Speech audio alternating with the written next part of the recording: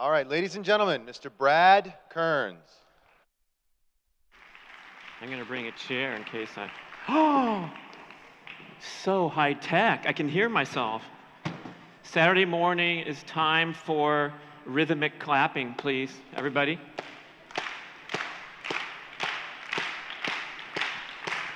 Louder, come on. Nice, okay. Now when I say, give me 3, you clap 3 times quickly like this. When I say, give me 2, you clap twice, right? Got it? Give me 3. Give me 2. Give me 1. Give me 3. Give me 2. Give me 1.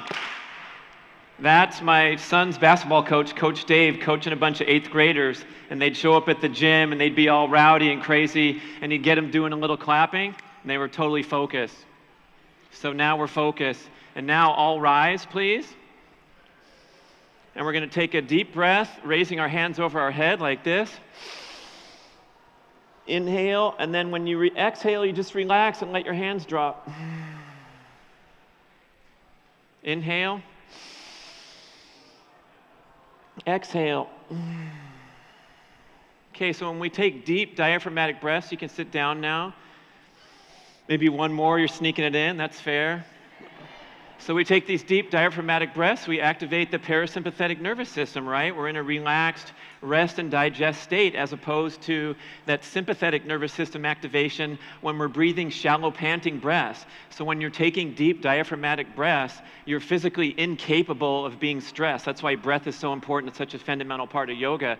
So you can control your breath and you can control your stress and your stress reaction.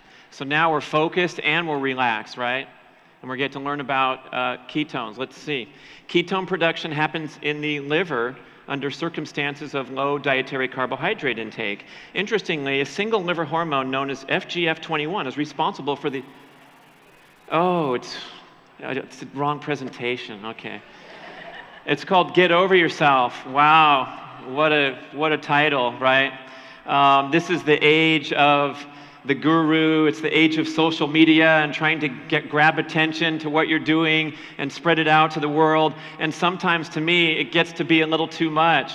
And I feel like we have this mentality as we pursue success that we think we have to obsess over all the results and struggle and suffer to generate results.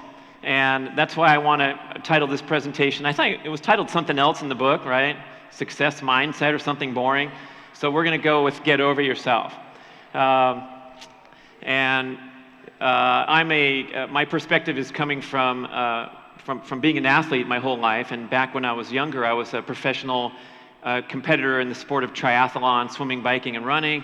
I competed on the international circuit for 9 years, and it was a great journey. It was always what I wanted to do when I was a little kid, was be an athlete, and I got to live this dream out and travel all over the world. And at my best, I did very well. I was national champion. I was ranked number 3 in the world when the picture was taken. And I also got my butt kicked a lot, and I had to process failure and learn these lessons of life and success and failure in the most intense and dramatic fashion possible.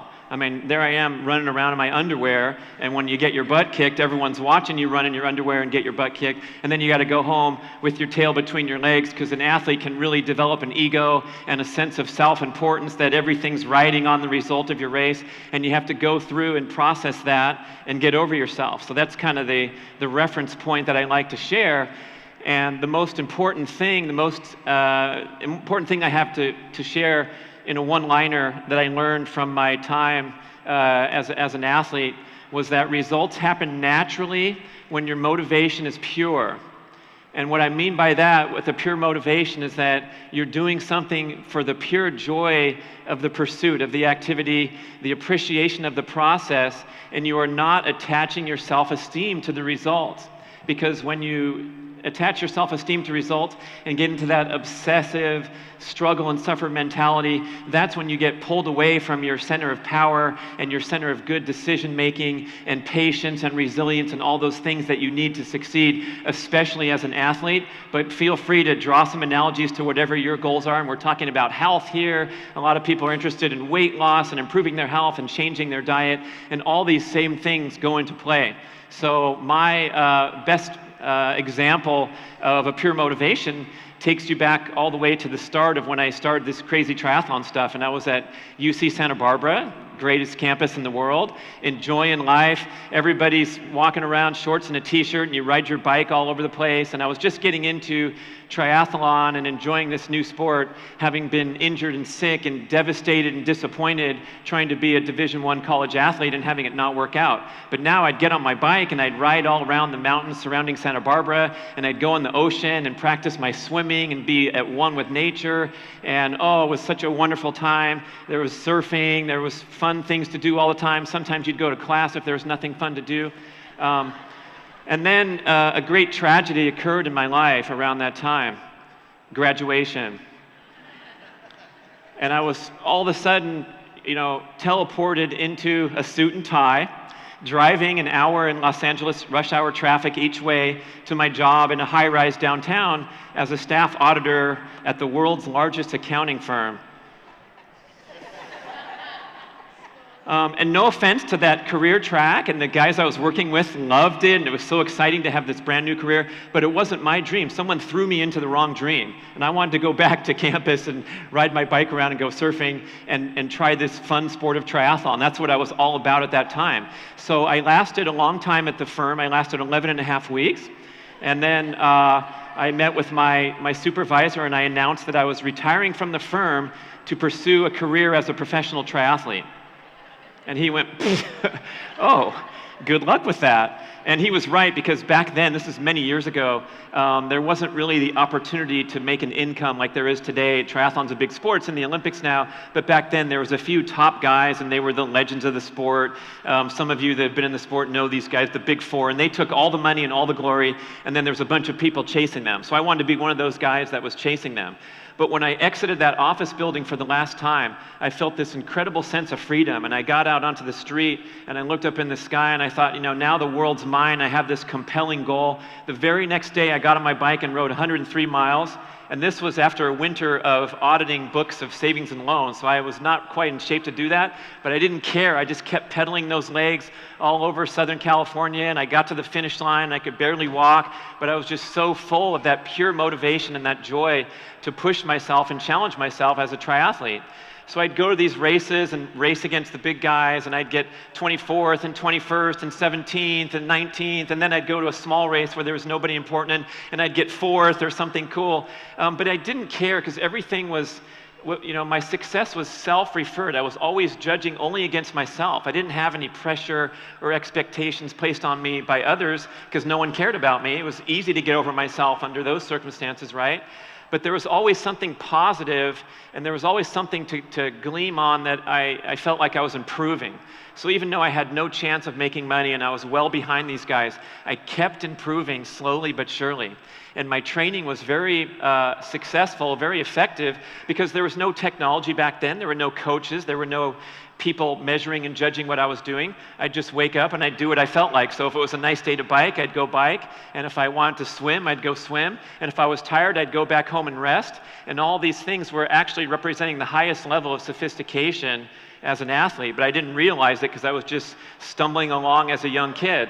But what happened was I went to the final race of the season, and it was this big showdown against the two top guys in the world who had never faced each other, and everyone was wondering who was going to win with this incredible showdown. And the winner was this rookie professional triathlete from Los Angeles, totally unknown, and I had the race of my life, and I beat everybody. And it was a big shock to me and everybody else. You cross the finish line, and the media comes at you, and they're like, did you do the entire course? Because there was another, yeah? I'm like, yeah, it was me. But anyway, when I crossed that finish line, that's when everything changed, right? It was a wonderful experience. It was all my dreams come true. But then I started to become a prominent person in the sport. I realized I could actually have a career with this. I realized that now it was time to get focused and serious and not be so loosey-goosey with my training. And I should write down everything and time everything and measure and judge how I was doing to make sure that I could keep my status, because now I had a target on my back. And can you imagine what happened after I started to change my approach? I started to get my butt kicked, because all of a sudden I was full of myself. Everything was too important, too serious. I had lost all those magical attributes of having a pure motivation. So I had to recalibrate. I had to continue. You get your butt kicked a few times, you have a tendency to recalibrate and kind of question your approach. And so that's what I did. I had to junk all this self-important stuff, go back to what got me to that success in the first place, which was the pure love of the outdoors and the activity, and making the right decisions and doing the right things for my body. So again, we have an analogy to health goals, dietary goals, where if you're doing things because you actually enjoy the meals, you enjoy the process of cooking, you enjoy walking down to the farmer's market with your backpack and selecting foods and going home and preparing them, rather than going up to the drive-thru and buying some junk food, all these kind of things are going to be the real factors that support that pure motivation. Big difference from getting caught up into the importance of what you're doing, right? So if we're going to make some 3 tips to take home to cultivate that pure motivation and get over yourself, number 1, getting over yourself, releasing your attachment to the outcome of what you're doing, and just enjoying and appreciating the process without getting caught up. So again, if it's a weight loss goal, the weight loss comes as a byproduct of making healthy dietary habits. Oh, so is that my countdown or count up? I've only been talking for 7 minutes. Can you believe that? Oh, it's countdown. I see. Okay, that's cool. Number 2, I mentioned this quickly while I was talking, is to choose a positive attitude. It's always a choice, our attitude, right? So even when I was getting my butt kicked and people would scoff at me when I would write letters to try to get a sponsor for free sunglasses or something, there's always a way to think, well, at least I'm improving, at least I'm enjoying myself, and I have something to shoot for. I can create a positive experience here, even when it's seemingly negative because you didn't reach your measured goal. So you always have the choice to select a positive attitude. You know who taught me this really powerfully? Since I'm in Austin, I should mention it because I learned it here. Lance Armstrong. So Lance has a lot of great attributes for success. He was a great champion. Then he got disgraced with all the doping. But he taught me something that I'll never forget. And this was back when he was on top. He was the big guy in the world, winning the Tour de France. And my company sponsored him, so I'd get him to sign a bunch of crap every time I saw him. He'd see me coming at him when we had these gatherings. And he'd be like, "What do you got now?" "Well, I have a stack of posters, some shirts, some hats." And so he was signing these posters here in Austin. It was in May at his cancer gathering called Ride for the Roses. And he started to go into a sneezing attack, because I guess in May, Austin's the allergy capital of the world, right? I mean, it's really bad, apparently. And I got there and I was trying to run around the town lake and I couldn't breathe because of all the allergies. So he starts sneezing nonstop, and I'm covering the posters to make sure they don't get covered with spit. And I say, "Wow, man, this allergy thing is the real deal. I can't believe you suffer so bad. I could barely run today. My lungs were tightening up on me this morning. And look at you." And he's sneezing, and he finishes sneezing. He's back to signing the posters, and I'm still complaining about the weather. And he looks up, and he looks me right in the eye, and he goes, "Quit bitching." And he goes back to signing. And I laughed like a nervous laugh, just like you did with that pop him on the shoulder because I'm cool and everyone's watching, because everything Lance does, people are watching, and who's this idiot with all the posters that he's signing for? But I realized, this was the gathering of the cancer survivors for his foundation with the people with the yellow bands. So it's a gathering of cancer survivors, and I'm bitching and moaning about the weather in Austin. And I thought, there's people in hospital rooms that are always 72 degrees and they can look out the window and go, "Wow, it's 110 today," but they don't even get to experience weather. So how dare I complain about the weather? And I've never complained about the weather, ever since that moment, that interaction where someone told me to quit bitching about the weather in a very serious tone. But you had to go process it later that night. So at the time I laughed nervously, and then I thought about it later that night.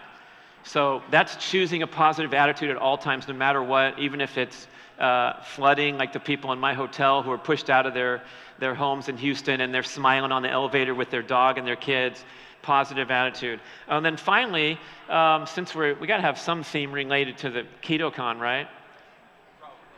357, 356, 355. This is about how fast the world's top milers run a mile. How exciting. Yeah. Finally, is balance your life, peoples. I mean, we can't be in these success positions and this pure motivation if we're living unbalanced life. So we got to get the diet thing handled. I think we have some good, good presenters on that note here in this weekend's conference.